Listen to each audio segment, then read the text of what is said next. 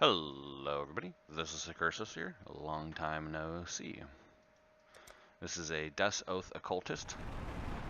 I don't have my proper MTX on, so unfortunately I can't show that. This is also an underground river for some reason, 7 underground sea. You may have messed that up. Yeah. So I'll give you an idea of how the build works. So this is a T12. And as you can see, the build does pretty okay. I have a diamond shrine now, so it's a little inaccurate when it comes to the chaos explosives. But so you'll notice that I'm not using shield charge or anything like that on this build. Instead, I am actually just using phase run, and it works out pretty well. Single target DP on this build is always going to leave something to be desired because of the fact that, I'm using a 4-link. I have a lot of juice.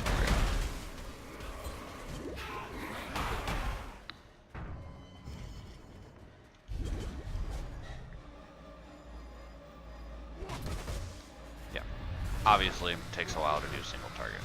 It's not really what the build's goal is. Luckily, the build's tanky enough to just face anything in this crowd, so.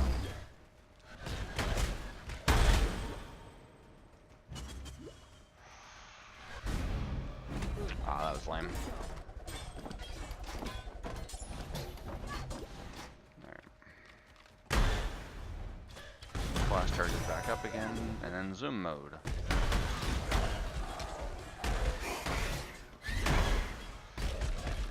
So the build utilizes the chest piece Death's Oath, which gives you an aura, the Death Aura. And like all other auras, this aura is actually scaled via aura effect, aura AoE, all that fun stuff. So because of that, we pretty much pick up all that crap on the tree. It gives us a lot of reduced mana reservations, so we're able to actually reserve a lot of stuff. On this build, I use Enfeeble, Temp Chains, and Despair on Blasphemy. I also have a Discipline going on. For single target, you can use a Vol Blight in what's it called? The damage over time glove. And try to corrupt him for like plus level of gems or something. I never managed to actually do that, so I'm just using standard Allelopathies, and I am using Vol Breach for single target. So let's go ahead and go over the gear. I am using a Heretic's Veil. This allows me to put all of my my curses on without running myself out of mana, because like I said, I'm running 3 Blasphemies and Discipline. That's 140% reserved. So even with a whole bunch of reduced reserve, it's kind of rough on the tree. Temp Chains, Enfeeble, and Despair. Instead of an Enlighten here, you can run a Blasphemy, a quality Blasphemy, so that you can get more curse effect. I'm running Enlighten though because I wanted a larger mana pool. I'm using Breath of the Council, pretty standard here. You have other options though, but Breath of the Council for the most part is the easiest to use. Alright, so besides that, we got a Allelopathy. These gloves give us our main source of single target. It gives us a Blight. So all the support gems in here support Blight.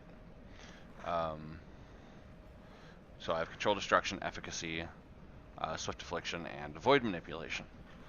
Quick note, Conk Effect does not affect the Blight damage, so don't use Conk Effect.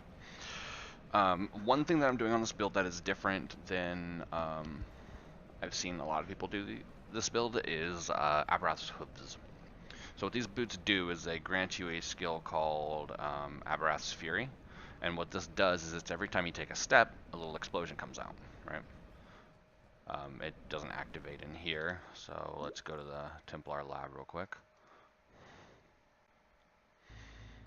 Alright, you see these little explosions going on right here. Now, I have these boots tied to Decay.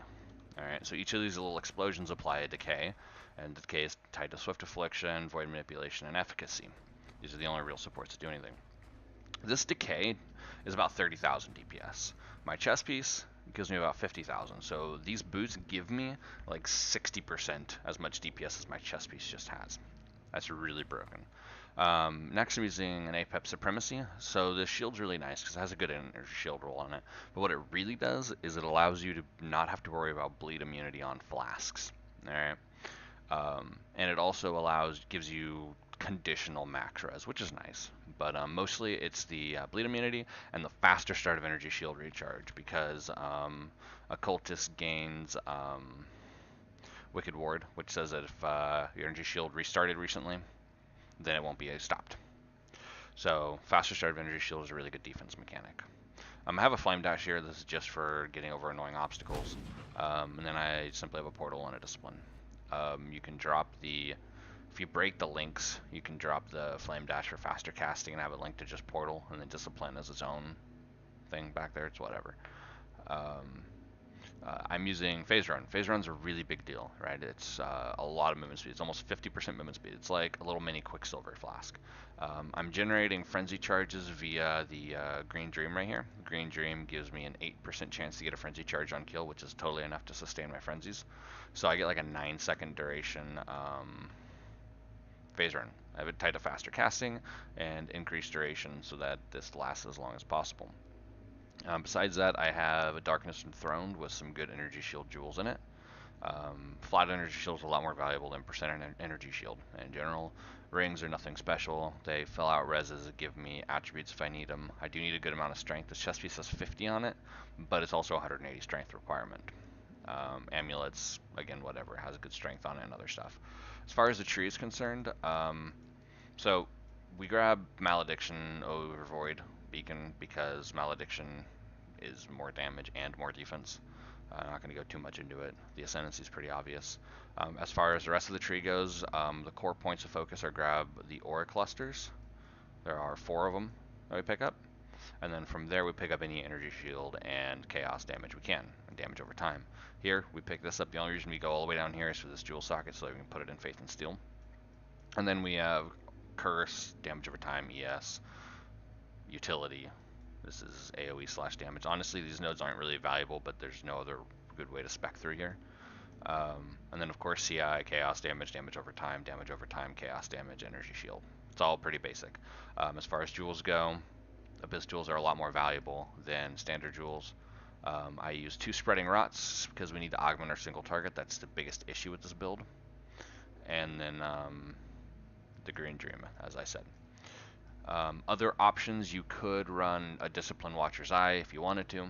You could run a Clarity Watcher's Eye if you wanted to run like a level 1 Clarity and get some extra energy shield. Totally possible. But a 50 ES Jewel gives me 230 ES. A quick note about defense, I only have 7,000 ES, but if you wanted to drop some offense for defense, it is not unreasonable to put on Centrex and gain another 900 ES, or 1,000 ES almost. I run Abraths because they're much faster as far as clear speed is concerned. And for the most part, that's pretty much it. The build's not super complicated. Crafting the chest piece, you can look up how to do it, but it's pretty simple. You go to Vrici, get Vrici 6, and or Vrici 5. It's Vrici 6. And you put it in here, and you craft 3 sockets until you have 3 sockets of the right color, and alternate between 2 and 3, and then you alternate between 4 and 5, and blah blah blah. And I just took off my chest piece, so I can't re-equip it because it has strength on it. Nope.